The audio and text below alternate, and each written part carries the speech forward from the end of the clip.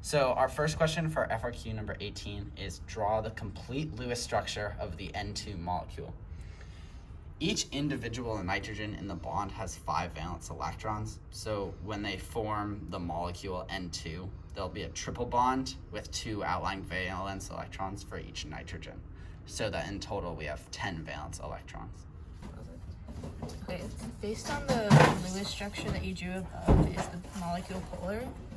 So no, the N2 molecule is not polar because it's symmetrical, so there's no one side of it that's like more positive or negative. The diagram seen below shows the potential energy of 2 nitrogen atoms versus the distance between the 2 nuclei. And then on this diagram, we're supposed to draw an X where the bond length of N2 would be. And so the X would be at the very bottom of the molecule because that's where the least potential energy is.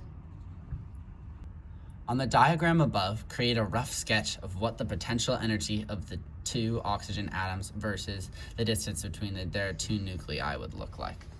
So on the graph that we already made, we've drawn a green line for the O2, which O2 is a double bonded molecule. So as you can see on the Lewis structure here.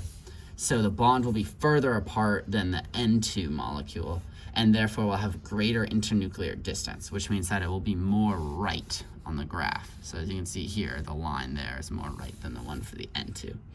The atoms in the molecule will also have lower potential energy because they are further away, meaning the graph of O2 is closer to the x-axis.